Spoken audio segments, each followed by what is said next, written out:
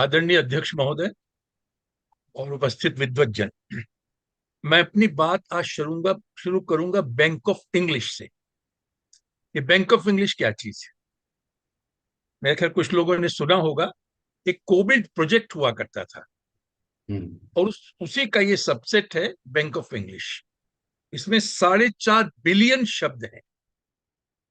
और मुझे याद है, संयोग से जब मैं यॉर्क विश्वविद्यालय में पढ़ाता था, उन्हीं दिनों इसकी प्रक्रिया चल रही थी।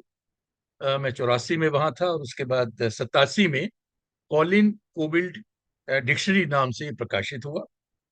और शायद विश्व में अंग्रेजी का ये सबसे बड़ा और कॉर्पस बेस्ड एक तरह से शब्दकोश है, जो कॉर्पस पर, जिसमें जितने तरह का अंग्रेजी साहित्य, नॉर्थ अमेरिका हो, ऑस्ट्रेलिया हो या कनाडा, न्यूजीलैंड, जितने भी अंग्रेजी वाले देश हैं या कॉमनवेल्थ कंट्रीज हैं, उनके यहाँ जितना भी कंटेंट मिल सकता था, चाहे वो अखबारों से हो या पत्रिकाओं से हो या पुस्तकों से हो, और इसके अलावा जितना स्पीच का कंटेंट था, वो भी इसमें समाहित करके 4.5 बिलियन शब्दों का ये शब्दकोश है। और मैं आपको बताते खुशी होती, इसका हिंदी वर्जन भी, मतलब उस रूप में नहीं, संक्षिप्त वर्जन आ चुका है। इसी बात को ये लेकिन एक संस्थागत प्रयास है। इसी को मैं आगे बढ़ाते हुए, इसकी शुरुआत की थी जॉन सिंक्लेयर।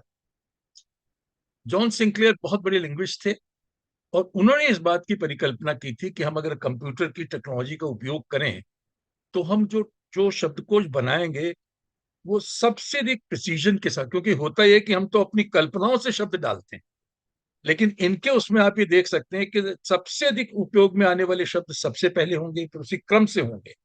और इसी के कारण जो अंग्रेजी का जो बहुत बड़े सिलेबस हैं, सब बदल दिए गए उसके बाद। तब पहली बार पता चला कि वास्तव में इंग्लिश में सबसे अधिक मोस्ट फ्रीक्वेंटली यूज वर्ड्स कौन से हैं, और उसमें वो भी फ्रेजेस भी हैं, सभी तरह की चीजें। तो बहुत बड़ी शुरुआत इसके माध्यम से हुई। अब मैं थोड़ा सा आगे चलता हूं, जिसमें मैं यूनिकोड, आपको मालूम है जब आया, एक बहुत बड़ी क्रांति अपने आप में है। बालन जी इसके बारे में विस्तार से बताएंगे। लेकिन 91 में, 91 में यूनिकोड की शुरुआत हुई। लेकिन भारतीय भाषाओं में 2000 के बाद इसकी शुरुआत हुई। और संयोग से तभी मैं उससे जुड़ा, क्योंकि यूनिकोड के कारण ही कंप्यूटर में क्रांति आई। अब तक हम क्या करते थे कि फॉन्ट, हर कंपनी एक फॉन्ट इस्तेमाल करती थी। और कई बार तो बड़ा दिलचस्प होता था कि हम किसी को मैसेज भेजते तो उसके जंक डब्बे डब्बे आ जाते थे, वो बड़ा परेशान हो जाता कि है क्या इसके अंदर। लेकिन यूनिकोड के आगमन के बाद एक कॉम्पिटिबिलिटी इतनी बड़ी आ गई सारे विश्व की भाषाओं में, कि आप जब भी चाहें अपना मैसेज भेजें। अब फिर इसी को थोड़ा सा आगे चलते हैं। सबसे बड़ी चीज जिसने मुझे प्रभावित किया यूनिकोड में, वो था प्रूफिंग टूल्स। और बड़ी विडंबना है कि इतने वर्षों के बाद भी प्रूफिंग टूल्स का हम में से बहुत कम लोग इस्तेमाल करते हैं। मुझे मालूम नहीं स्पेल चेकर का कितना इस्तेमाल करते हैं, ग्रामर चेकर में थोड़ी सी भी कमियां हैं हिंदी में, और थिसॉरस का कितना इस्तेमाल करते हैं। ये बड़ी विडंबना है। लेकिन आज हम जिस पे चर्चा करने जा रहे हैं कोश की दृष्टि से, वो है सॉर्टिंग। हिंदी में अल्फाबेटिक ऑर्डर। क्योंकि कंप्यूटर, सबसे बड़ी आपको पता है कि हमारी आवश्यकता होती है शब्दकोश में, जब शब्दों को अर्थक्रम एक रखते हैं, शब्द क्रम होता है, उसको अल्फाबेटिक ऑर्डर में रखा जाता है। और अगर आप 1 लाख शब्द भी हों तो आपके स्प्लिट ऑफ सेकंड्स में आप उसको अरेंज कर सकते हैं। इतनी बड़ी क्रांति आई, लेकिन अभी तक हम इसका प्रयोग नहीं करते। ये दुर्भाग्य, बड़ी विडंबना भी है। और थोड़ा सा आगे चलें तो इसको भारत में सबसे बड़ा प्रयोग हुआ, और इसलिए मैं उनको नमन करता हूं, अरविंद कुमार जी, जिन्होंने पेंगुइन से उनका थिसॉरस प्रकाशित हुआ, हिंदी इंग्लिश, इंग्लिश हिंदी। और 2-2.5 लाख से लग 2,80,000 से ज्यादा शब्द उन्होंने इसमें समाहित किए, और हिंदी में भी और इंग्लिश में भी। ये अपने आप में बहुत बड़ी बात है कि बाइलिंगुअल थिसॉरस कम होता है, क्योंकि जो मैंने जिसकी आपकी चर्चा की थी वो यूनिलिंगुअल है, वो केवल इंग्लिश का है एक तरह से। हालांकि वो फ्रेंच में भी है, स्पेनिश में भी है, और हिंदी में भी उसका वजन एक तरह से आ चुका है। तो सबसे बड़ी बात ये हुई कि इतने बड़ा, और उन्होंने भी अपना, उनका कॉर्पस बेस तो नहीं था अरविंद जी का, लेकिन उन्होंने शुरू शुरू में तो कंप्यूटर की लैंग्वेजेस का इस्तेमाल किया। लेकिन बाद में जब यूनिकोड आया तो उन्होंने यूनिकोड का इस्तेमाल करके उसका स्वरूप इतना सुंदर बना। और आज भी मैं समझता हूँ कि पेंगुइन इंग्लिश हिंदी और हिंदी इंग्लिश थिसॉरस डिक्शनरी अपने आप में सर्वश्रेष्ठ थिसॉरस है। इसको हमें देखना, जानना, मानना भी चाहिए। मैं एक दो और बातें यहाँ पर जोड़ना चाहूंगा क्योंकि और ये भी विडंबना है कि हमारे यहाँ जो मतदाता सूची बनती है, ये मेरा अपना व्यक्तिगत अनुभव भी रहा है, मुझे पता नहीं कि अभी तक वो इसका इस्तेमाल करते हैं कि नहीं, लेकिन होता यह है कि क्योंकि हमारा मूल आधार अंग्रेजी का है, अंग्रेजी की शब्द की मतदाता सूची होती है, और हिंदी में हम अल्फाबेटिक ऑर्डर से उसको नहीं कर पाते हैं, और कई बार आपको बड़ी दिक्कत होती है वहां पर जाकर ढूंढने में कि आपका नाम कहाँ पर है।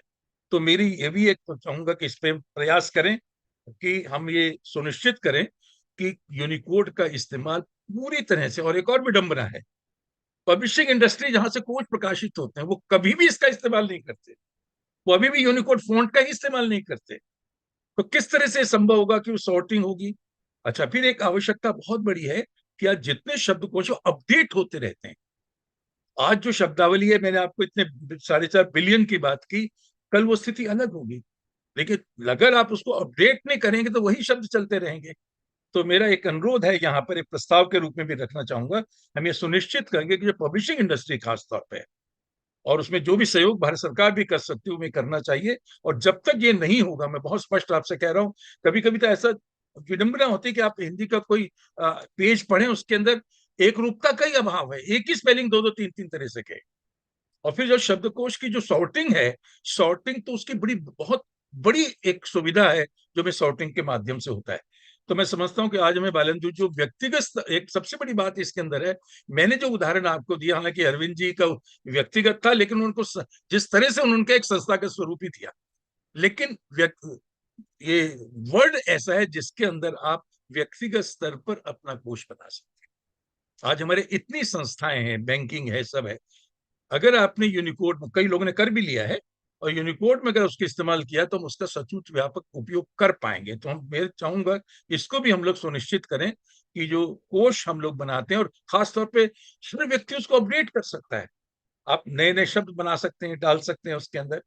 तो मैं समझता हूं कि आज जो कार्यशाला बालाजी जी के माध्यम से संपन्न हो रही है, हम सब उससे सीखेंगे और बाद में इसका उपयोग भी करेंगे। धन्यवाद।